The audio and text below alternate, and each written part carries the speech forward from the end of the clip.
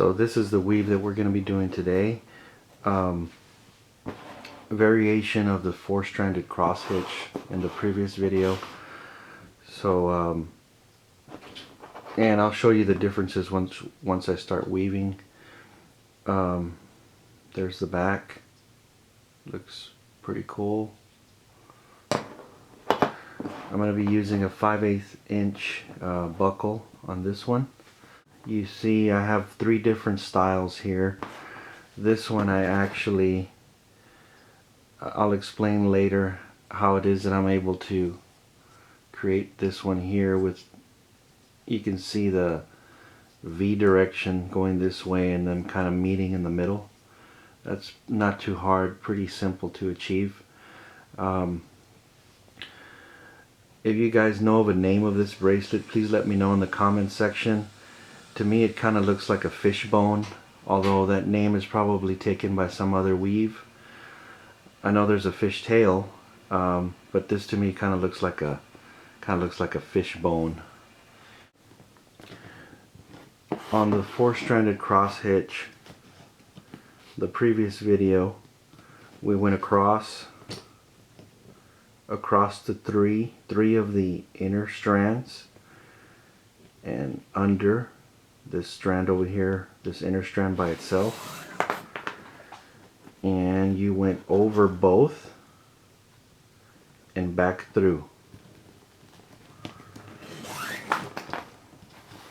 That was in the previous video for this 4-stranded cross hitch. Today all we're going to do is we're basically going to do the same thing, but instead of going under and over both of the outer strands, you're going to move this one out of the way and you're going to just go under and over one strand. That's the only difference.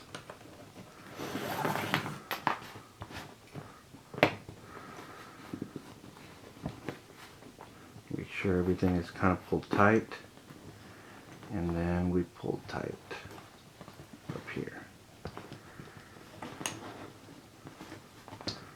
That's the only difference between today's weave and the last video. And basically, so now you've got your 2 strands on your left and your 2 strands on your right.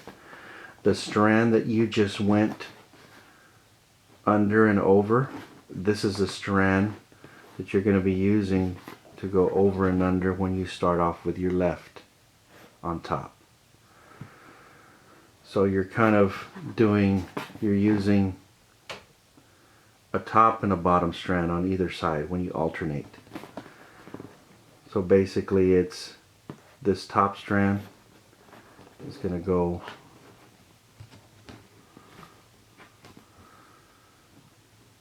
through. There are your 4 inner strands. You're going in between the 3rd one and the 4th one, just like that, and then you're going to go under, over, and through that same hole there.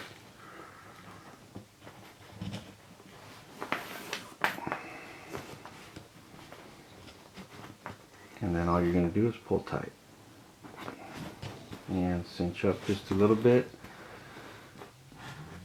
Let me zoom in just a little bit so you can see a little bit better. There we go. Now you just went over and under with this strand right here, the gold strand. Now we're doing the opposite. The top strand on the right is going over and through the 1st and 2nd inner core strands.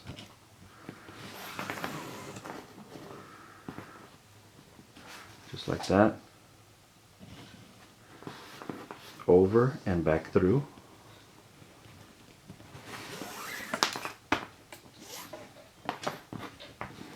And pull tight. Make sure you push up and pull tight. Let me push this up a little bit and pull tight.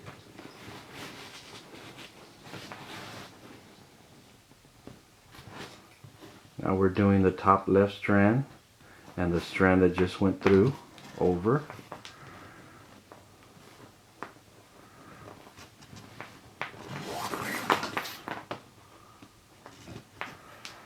up and through again,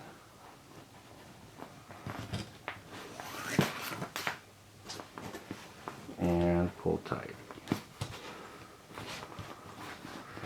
Make sure every time you pull, you're pulling tight. Afterwards, it's important to cinch it up. Let's do it again. Over the 3 strands and through, up and back through again, and push this up,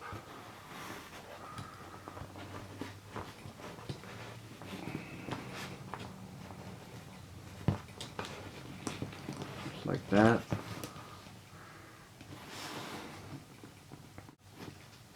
Over and through,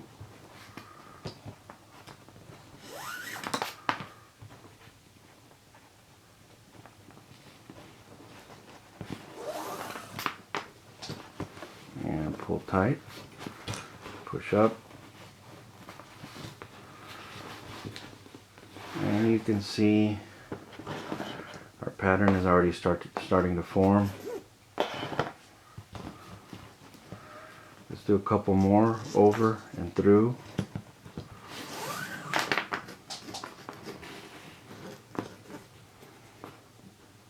up and through. Get this guy out of the way.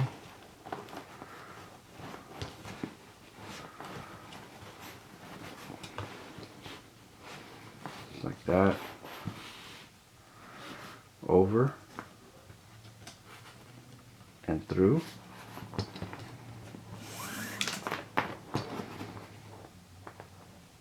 Up and back through again.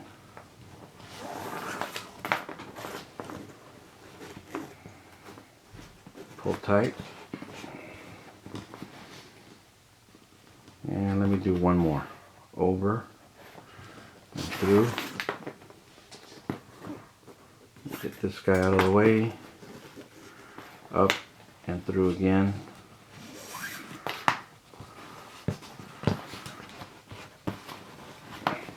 And there we are. One thing I want to make note is that you can see that on this particular bracelet, you see the alternating color. You see the crimson, the gold, the crimson, the gold, and so on and so forth. Just like this bracelet right here. You've got the red and the coyote brown, red coyote brown, red coyote brown. In order to achieve this pattern right here, your setup has to be just like this, where you have alternating colors in your initial setup. So you can see it's the crimson, gold, crimson, gold. Another way you can do this is this pattern right here, where you have both of your turquoise, or whatever color you choose, both of your turquoise colors are on this side, and my gold is on this side here. So whichever effect you like. I mean, I like both of them, so that's how you set up as far as the color strategy. On this one right here, basically I just used one whole color, was actually the entire bracelet. As you can see, I had actually 2 strands of red that I started off with. So I started off with 2 strands of red, which gave me 4 inner strands on this one.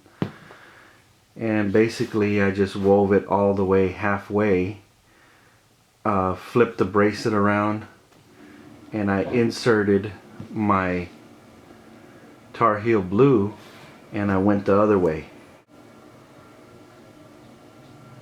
And this is actually where you would actually cut and singe your cord, both the Tar Heel blue and the red, just like that. And basically, to fill in the gap, you just wrap your cord in the center there and take it underneath. Okay, everyone, I had to take a little break, but I'm back, and here we are at the end of the bracelet. Make sure that when you come to the end, or actually make sure that when you every time you do a pass with a cord going through, and every time you pull tight, make sure that you do push up. Otherwise, what will happen is, if you don't push up, you're going to end up with your cord looking like it's got a big gap right there. So you want to push up and pull it tight. That way we get the nice consistent pattern from the top all the way to the bottom. So I think I can do one more pass. I'm going to use my needle nose pliers, and we'll just take this cord here. Let me stick my needle nose pliers through the bottom, pull it through, and do my one last pass. Remember, we're going under the cord. And then let me put these through here one more time. Just like that.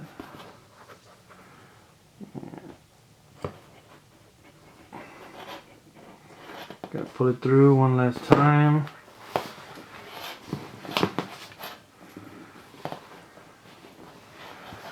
And this is kind of what I'm talking about. You want to make sure that you kind of push up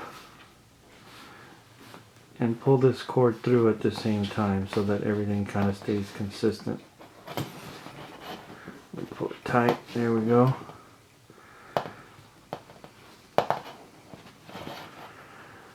And there's your bracelet. What I'm going to do to finish this off is just run this cord. I'm not going to do the whole cycle of going down, under, up, and through again. I'm just going to go down and through. That way all the cords can be coming out of the bottom, just like that. Got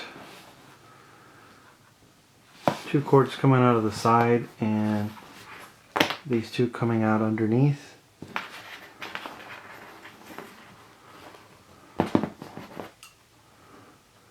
Just cut those.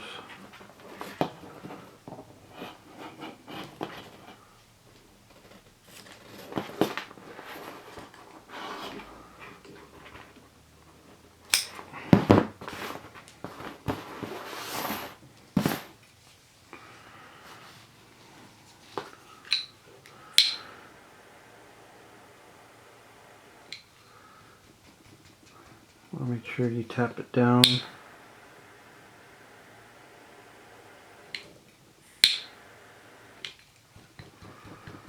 Tap it down, make sure it's flat, and then do the side ones.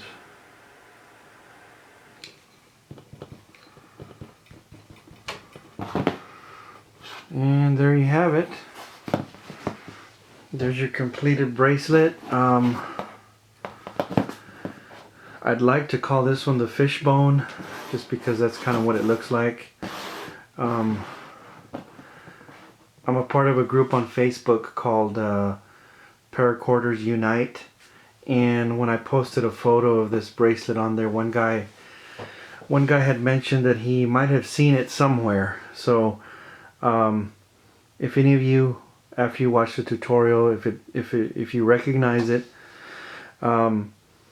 please let me know, and that way I can give it the proper name and give reference to the owner.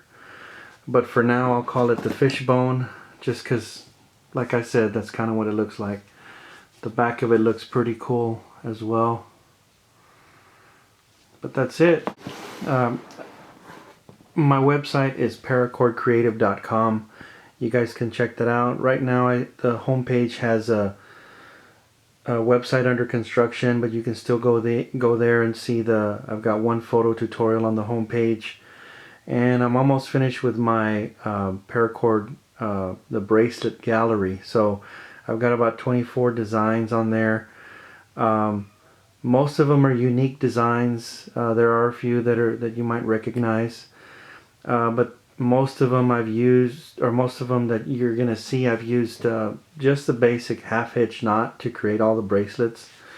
So and make sure you subscribe to my channel.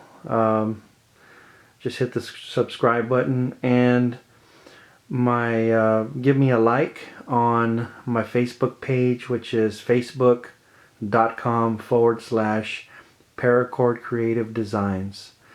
And it's on that Facebook page that I will be posting my tutorials. Thanks for watching, and the next tutorial, like I said, will be posted on my Facebook page. And if you have any questions or comments, just please comment below, and we'll see you in the next video in about 7 to 10 days.